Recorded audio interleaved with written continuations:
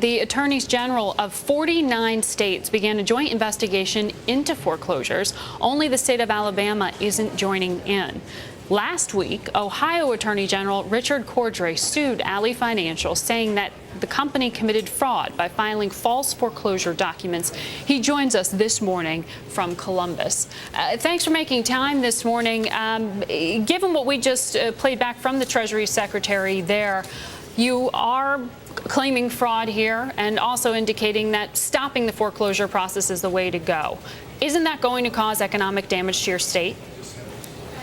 No, the misunderstanding here has been I have never been in favor of a national moratorium on foreclosures. That would be a ham-handed response to the situation. What we are saying is any case in which fraudulent evidence has been presented to a court, and that's the basis for seeking a court judgment, that can't be allowed to continue, and those judgments should not be entered. So in cases where fraudulent evidence was presented to a court, there should not be foreclosures. But there's plenty of other foreclosures around the country that are perfectly legitimate, perfectly valid. Those can and should go forward. So while your investigation is ongoing, you would be supportive of Ally and others going through with the foreclosures that they had planned while you investigate the grounds for those? What I would say is this. If the financial institutions know better than we do at this point how rife this practice was in their cases. Any case in which they know that they have filed fraudulent evidence, they should not go forward and foreclose. They're going to end up with a judicial order and potentially be sanctioned by a court, and that's a lot of exposure for them. Right. We want them to work with us, share information, and have us be able to assess how widespread this practice is. If they've done things properly, if the evidence is not fraudulent, then those can go forward, but we want this to be under supervision of a court so we can know which is which and not rely on the same parties that just we know committed fraud to then sort it out for themselves. Well, there's a difference between knowingly committing fraud and having filing issues. There have been nearly 46,000 foreclosures in Ohio in the first half of the year. What percentage of those, I mean, to what degree do you think fraud was involved? We don't know at this point. That's why we've opened an investigation. And I want to caution, we're just at the beginning of that. I don't want to jump the gun on evidence that we don't yet know. But I do want to take issue with the notion that this is just sort of sloppy paperwork, like a child in school who didn't quite fill in the oval on the multiple choice exam. This is fraud.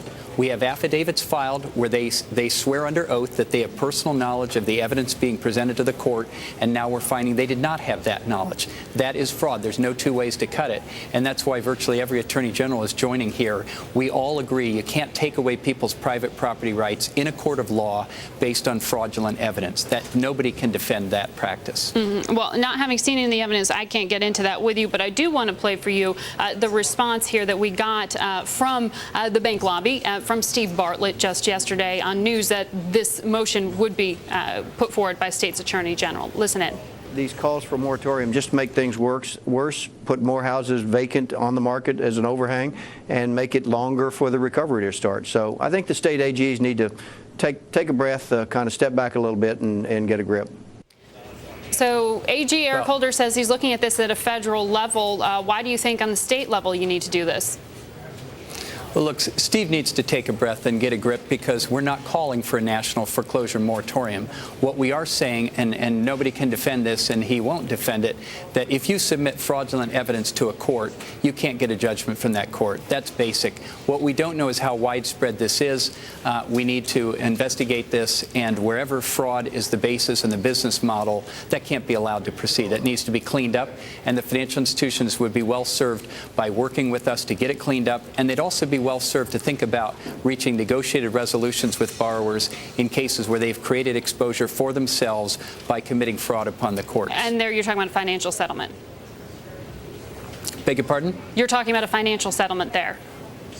Well, I think it could be, and I think that they would be well served to work things out with the borrowers because otherwise they've exposed themselves now. If they've committed fraud on the courts, they could end up with sanctions. They could end up having to pay fines and fees case by case. They've created a problem for themselves, and they need to be quick here and responsible about helping us sort through it and sort it out. Well, if you talk to people in the financial world, they will point to, sir, your two past years in office and say, you've been extremely litigious. You've sued Marsha McLennan, you've sued Merrill Lynch, you've sued AIG. There are a lot of skeptics as to political motivations. What's your response to that? I'm the Attorney General of Ohio. My responsibility is to stand up and protect Ohioans, our pension systems, and others. If they are defrauded, the people who committed the fraud created the problem. My job is to get every bit of compensation and justice I can for the people of my state. I make no apologies about that, and I think it's the right thing for me and the only thing that I can do as Ohio's Attorney General. And you don't trust that to the federal regulators at this point?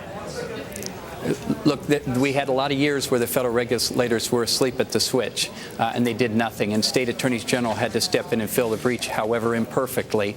If we can get attention from the regulators and help there, that's great. But I have a responsibility to my own citizens, and I need to carry out my responsibilities. All right. Thank you for making time this morning. That's Ohio Attorney General Richard Cordray joining us this morning.